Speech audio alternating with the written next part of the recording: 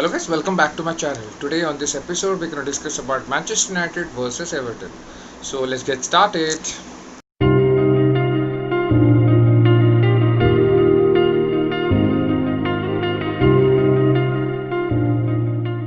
So seeing that performance from Manchester United against Everton, I'm neither happy nor sad. So I can't say that I'm like extremely happy and say that United are back, or I'm like extremely disappointed because I'm not, because I'm happy for Manchester United because it is very difficult place to go to Everton and to win on their ground. So for me it's like 50-50. It's like another false dawn because we have been here. It's like a repeat telecast of Manchester United under Ole Gunnar Solskjaer for like 2 years now. We like produce scintillating football. We like perform fabulously against the odds and performs against good teams, and then again followed by two rubbish performances. So this is same. We had a shocking performances against Arsenal and Istanbul. That is still in my mind, and this performance is just papering over the cracks. For me, the level of inconsistency with our players at this level, with this manager, with the timeline that he had over the time, is just shocking. That is the reason I am still not convinced with this manager. This is what you get from Manchester United these days. Have a look at the lineups for both the teams.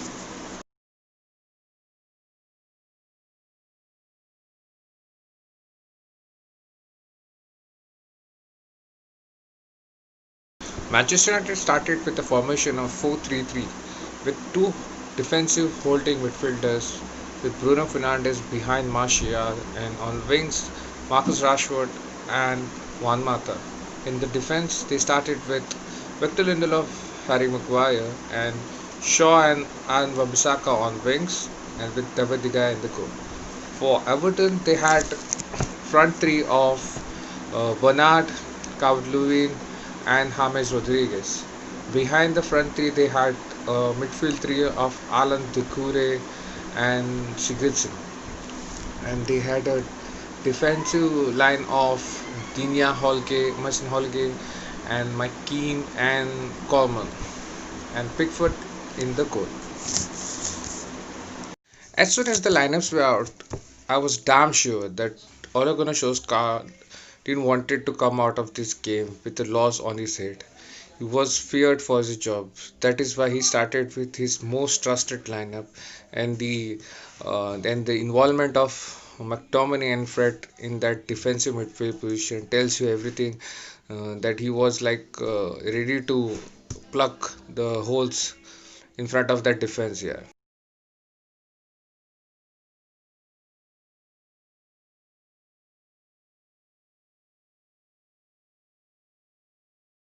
The general stats tells you everything that you need to know about this performance from Manchester United. Everton had extra possession. They had more passes. It was like one-way football.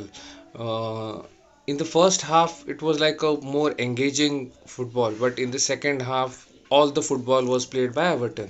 United were like sitting deep and deep into in their own half, protecting that one goal lead to hit them on counters. That is the only thing they did for that entire second half. I'll put down this victory for Manchester United, where I can say that United won this game because of individual brilliance. This was the individual brilliance from Bruno Fernandez and partly Marcus Rashford for that second goal. Other than that, I didn't see any football. They were like, this is the same tactics that Jose Mourinho got sacked. This is what he did for the entire 90 minutes. They were like, if initially they were like ready to play football, but once they got the lead, he parked the bus for like 60 minutes. Yeah, this is what you get when you have a job on the line. This is how you play. Yeah. That challenge from Pickford on Harry Maguire into the penalty box was questionable. VAR should have at least given penalty to Manchester United because it was a penalty and it was a clear foul by Pickford. But this is how VAR has been performing in Premier League. Yeah. It's like very questionable. VAR has been like the Manchester weather. You can't predict what you're gonna get every day. It's very questionable, first of all. Bruno Fernandez, yeah. Oh my god, I just love him. Yeah. He is the perfect captain material that we can have on that pitch. Yeah. I can't see Harry Maguire doing such performances, giving that type of performances onto the pitch. He's a good player, but he doesn't command that backline the way he wants here. I have seen difficult situation where he has let himself down with the performances because I don't know, he's not up to the levels in terms of that captaincy, because captainship requires a certain characters and certain leadership that is not there with Harry Maguire. Bruno Fernandes is everything that you need a captain should have. He has everything. First of all, Ole Gunnar Solskjaer should be thankful to Ole Gunnar Solskjaer should be thankful to Bruno Fernandes, because if Bruno Fernandes was not there today, this win could have not been possible, because the performance level from him was 10 on 10. It was like top of his game today. So after the international break, we have some good fixture list if you go by the papers. But Manchester United on paper is different to that on actually on the field, yeah, because we perform good against the top teams, but when it comes against the team where we should win comprehensively or we should easily defeat team, that's where we struggle here. That's where the pressure has always come, because that's if you take into consideration the Istanbul game, we should have defeated Istanbul. We should have easily defeated them, but not to be. This is the same thing against Crystal Palace of this world, because we don't know how to break down the teams with low blocks.